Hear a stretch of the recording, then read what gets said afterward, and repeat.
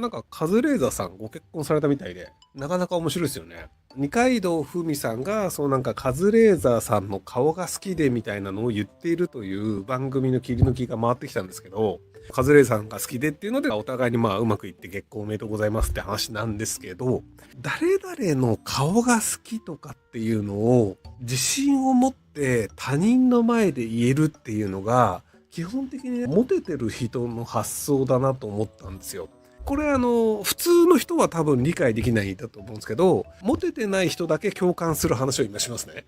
普通の人何言ってんだって話になると思うんですけど、この人好きだよねとかっていうのを言った時に、相手に不快感を持たれるかどうかなんですよ。例えばそのキモいおっさんとかが女子高生とかに、うわ、女子高生大好きとかって言ったら、多分女子高生からはキモっていう不快感を表明されるんですよ。基本的にモテない人というのは人間のどういう人が好きとかこういう人が好きというのを相手に伝えるというのは基本的にマイナスの感情を相手にもた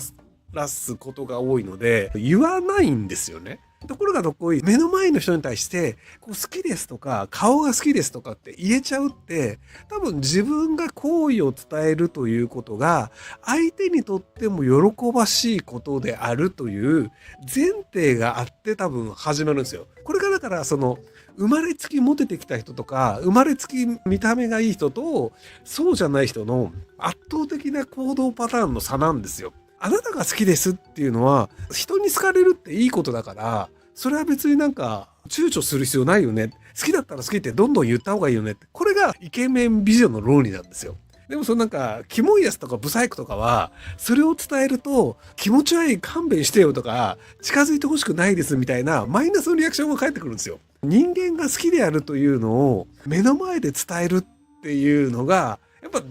できるし人でテレビの中でそれ何の問題もない会話として成り立ってたんですよ。ただなんか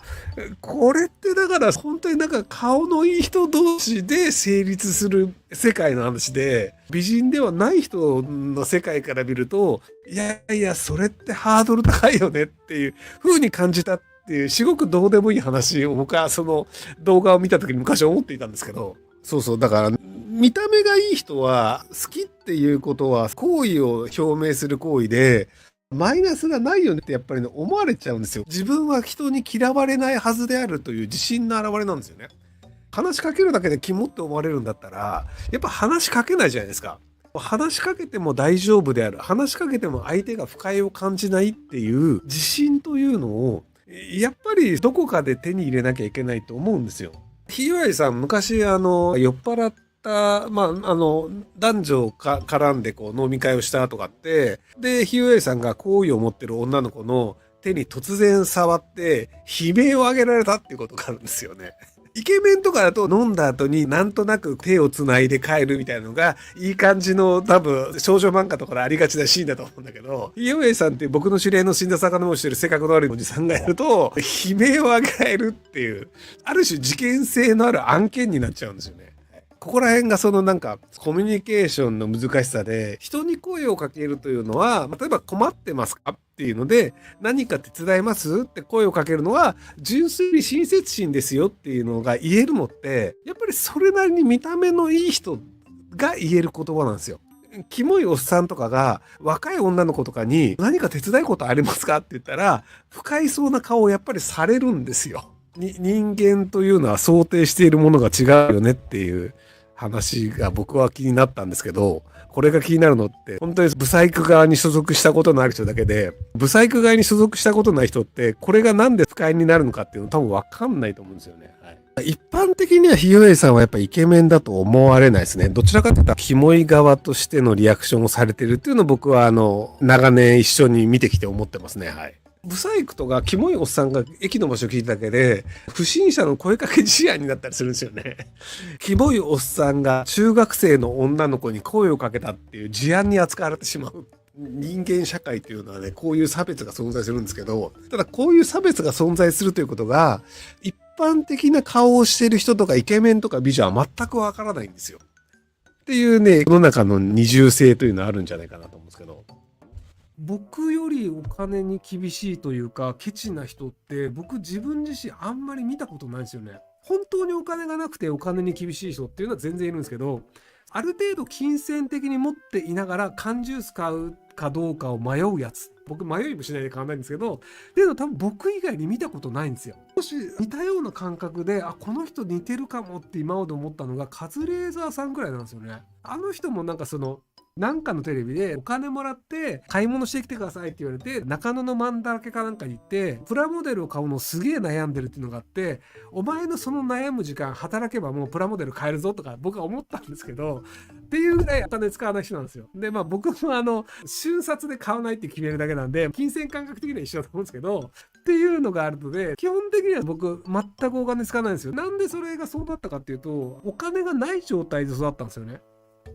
家にはお金があるんですけど、そのお小遣いという概念がうちなくて、なので普通に他の子がお小遣いもらって買い食いとかしてる時も僕お金も持ってなかったので、お金がない状態が当たり前だったんですよ。小学生時代とか中学生とかって買い食いってしたことないんですよね。っていうのがあったりするので、なのでそこでお金がない状態でどう暮らすかっていうのができてたので、別にお金なくても大丈夫だよねっていうのでずっと育っちゃったので、お金使わなくても何の問題もないよねっていう。ゲーセンとかよく行ってたんですけど、ゲーセンに行って友達にゲーム代出させてたんですよね。正確に言うと一人用のゲームを出させたことはないんですけど、ゲーセンに行くと二人用のゲームってあるじゃないですか。2人用でやった方が面白いよねと。で、友達と一緒に行ってるから、じゃあこれ面白そうじゃないっていうと、その友達が2人分出してくれるんですよ。っていうのが当たり前だよねっていう感じでやってたんで、僕ゲーセン好きだったんですよね。はい、なので、お金がない状態で暮らすっていうスキルが